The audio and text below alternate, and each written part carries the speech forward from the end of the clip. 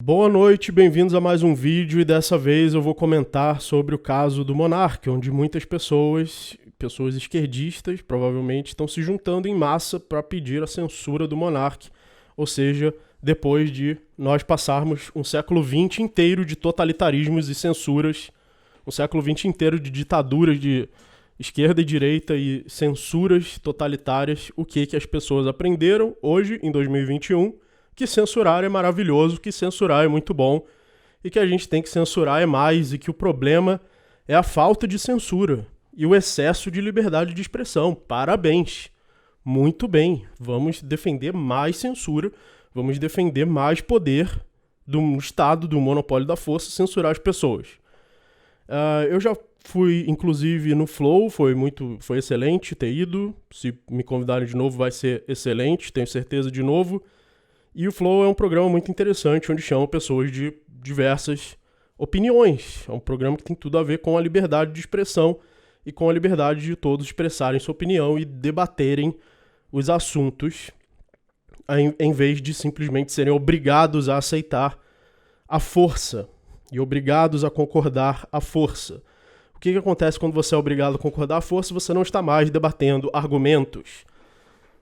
Mesmo que aquela opinião forçada seja verdadeira, o que provavelmente nunca é, porque o pensamento humano sempre está evoluindo e nenhuma das nossas opiniões é perfeita, mesmo assim você vai aceitá-la pelo motivo errado. O motivo certo é a razão, são argumentos racionais, enquanto que aceitar uma coisa à força é o motivo errado, mesmo que ela seja verdadeira, o valor dela ser verdadeira já foi perdido, a partir do momento que você é obrigado a acreditar à força. Você não pode mais questionar e as pessoas que realmente sabem por que aquilo é verdadeiro também não perdem a oportunidade agora de provar, porque agora aquilo já não está mais sendo aceito pelo poder dos argumentos, pelo poder da razão, mas sim pelo poder da força e do monopólio. Ou seja, até as pessoas que sabem que uma certa coisa é verdade, que sabem que uma certa opinião é científica, agora não tem mais a possibilidade de debater com aqueles que não acham e mostrar para eles os argumentos, e mostrar para eles as evidências, e mostrar para eles a lógica, o raciocínio. Então é isso que a esquerda defende. A esquerda defende que se você não aceita a opinião considerada mainstream pela esquerda, a opinião que a esquerda tem, mas é ciência. Não, não é ciência. A vacina pode ser uma coisa científica, sim. A medicina pode ser uma coisa científica, mas a obrigatoriedade não é uma coisa científica. A obrigatoriedade de um medicamento não faz parte da medicina. Eu fiz um vídeo chamado Separando Ética de Medicina e outro vídeo também chamado Cientificismo Político, explicando isso mais de meia hora para quem quiser todos os detalhes, todos os argumentos, entender por que medicina e política não são a mesma coisa e não se misturam. Se você sabe algum fato da medicina, isso não permite que você prove nada sobre a política, nada sobre isso ter que ser obrigatório. É a ética que vai ter que ver se isso está ferindo a propriedade de alguém, se isso está ferindo a liberdade de algum indivíduo usar a sua propriedade. Se isso estiver, aí sim, a ética pode dizer alguma coisa sobre isso. Caso contrário, cada proprietário tem que escolher se vai se tratar, se vai proporcionar um tratamento, se vai trabalhar na direção desse tratamento, se vai pagar para obter esse tratamento. É uma decisão individual de cada pessoa. Isso que é a ética. A ética não diz nada sobre o monopólio da força ter que obrigar as pessoas. Então assistam também vídeos sobre ética no meu canal, tem centenas. Não vou nem conseguir dizer aqui o nome de todos. A esquerda, como sempre, posa de ursinhos carinhosos. Olha como somos bonzinhos, olha como somos carinhosos, olha como somos racionais, olha como somos científicos. Culpa, em grande parte, dos obscurantistas da direita, que vocês aqui estão dando à esquerda o monopólio da ciência. Vocês aqui estão se fazendo de idiotas e dando a eles o monopólio da ciência, que não tem nada a ver uma coisa com a outra, não tem nada a ver esquerdismo com ciência. Mas a direita faz parecer que tem, porque na direita você tem gente chapéu alumínio, o guru que os direitistas usam como referência, que é o Olavo de Carvalho, posta que não sabe se a Terra é plana, que não sabe se a Terra é redonda, e que está comprovado que as águas são planas. Então vocês imploram para a esquerda ser vista como científica, já que o ser humano polariza a direita e a esquerda, e quando você vê que um lado tem um monte de chapéu alumínio, do outro você vai achar que está a ciência. E não está. A censura já existe, já tem canais sendo censurados, perdendo os vídeos. O Flow perdeu um dos seus vídeos e foi recuperado, mas foi recuperado por causa do alcance que eles têm, que o Monark tem, de ter postado no Twitter, e o YouTube entrou em contato e viu que aquilo foi uma coisa tirana. Colocou o vídeo de volta, mas muitas pessoas não têm esse mesmo alcance, não conseguem evitar a censura e são censurados e ficam sem o vídeo e ficam sem o canal. Um ataque ao Flow, que consiga censurar o Flow, não só ao Flow, mas a qualquer canal, com um ataque contra a liberdade de expressão, é um ataque contra a liberdade de expressão de todos nós. Não existe um ataque à liberdade de expressão só de alguns e não de outros, porque liberdade ou você tem ou você não tem. Se já tem alguma coisa que você não pode falar, significa toda a liberdade de todo mundo já está prejudicada. E o próximo censurado pode ser você. A não ser que você realmente seja sociopata e esteja só querendo censurar os outros e passar por cima dos outros. E existem seres humanos sociopatas, existem realmente essas pessoas. Algumas dessas pessoas que defendem a censura são sociopatas mesmo. Elas simplesmente não ligam pro bem-estar de ninguém e só querem se dar bem, às custas dos outros. Muitas dessas pessoas que defendem a censura são isso. E acabou. Então isso é um golpe contra todos nós. E para esse pessoal autoritário, a ciência, para eles, funciona como conto de fadas. Nós temos a ciência é maravilhosa, a ciência é perfeita, a ciência é bonitinha, os medicamentos funcionam, então é só impor a força em todo mundo que discorda. É isso que é a esquerda, é o totalitarismo bonitinho, é o totalitarismo arco-íris, o totalitarismo dos ursinhos carinhosos. Só que na prática é óbvio que as coisas não são tão simples assim. Primeiro, você defender um medicamento é uma coisa, você defender o monopólio de um medicamento é outra coisa, completamente diferente. Você defender a obrigatoriedade desse medicamento já é uma terceira coisa completamente diferente do monopólio e do medicamento. Agora, para a esquerda, totalitarismo colorido, totalitarismo arco-íris, dos ursinhos carinhosos, não é diferente. É tudo a mesma coisa. Se alguma coisa funciona, é boa, é maravilhosa, é perfeita, aí se tem comprovação ou não é outra questão, que é o que eles querem censurar, que você possa questionar se isso funciona ou não. Então você... eu não sei se funciona ou não. Então cala a boca e se você questionar, você vai ser deletado, você vai ser censurado, porque eu sou bonzinho e sou maravilhoso. O problema é que acaba o debate, então você não tem mais argumentos de nenhum dos dois lados, você não tem mais aperfeiçoamento dos argumentos, porque não é que a gente já tenha todos os argumentos perfeitos, a gente está aperfeiçoando os argumentos. Como que se aperfeiçoa argumentos? Através do debate. O debate, para muita gente, significa convencer a outra pessoa.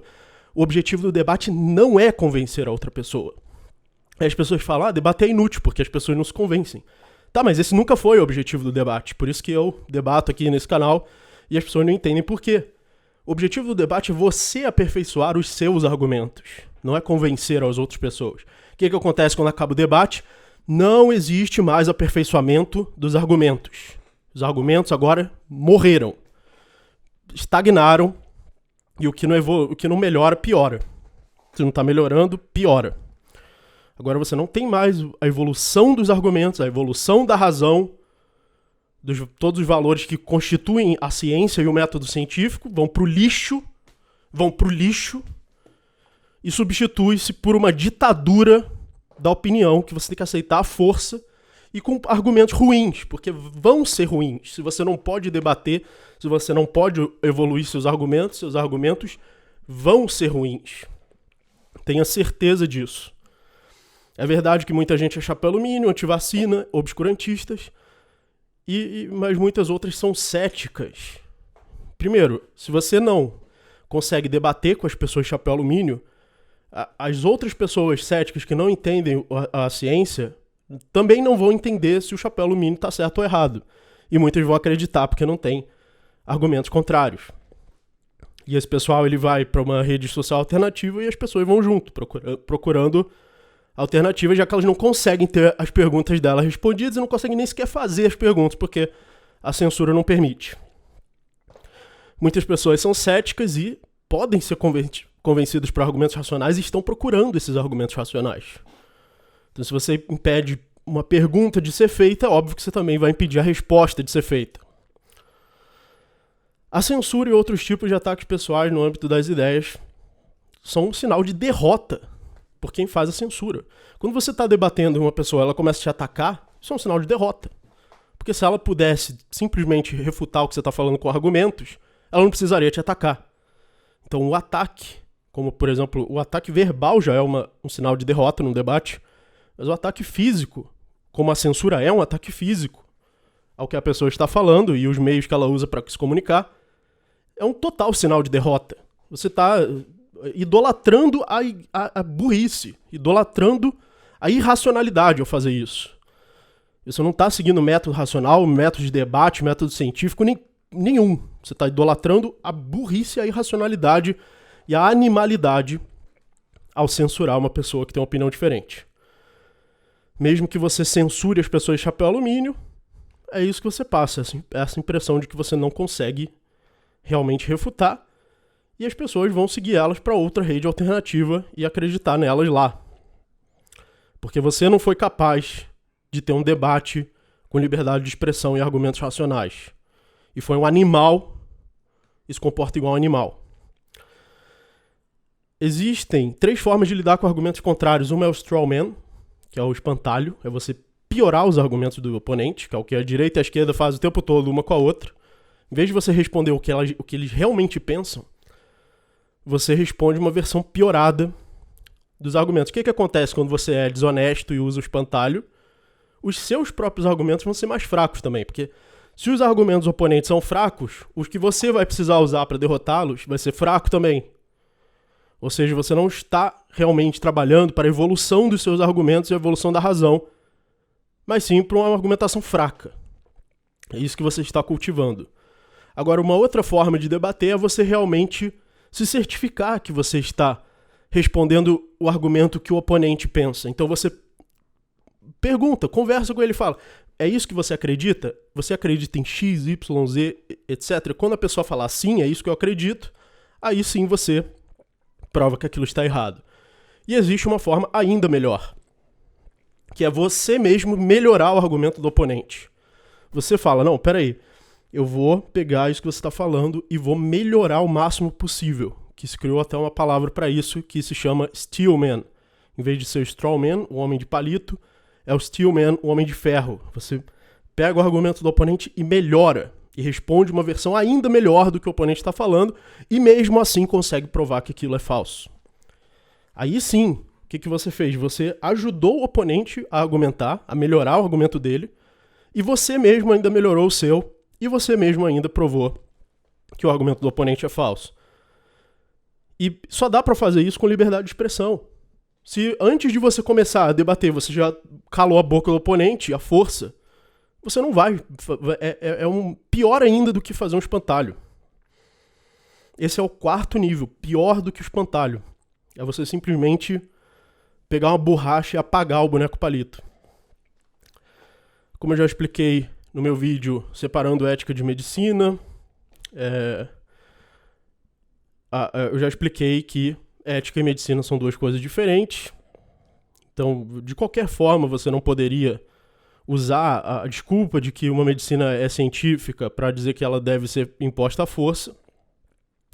E quando você dá o poder para que o Estado censure alguém, você dá o poder para que ele censure uma pessoa, você deu o poder para que ele censure todas as pessoas, qualquer pessoa.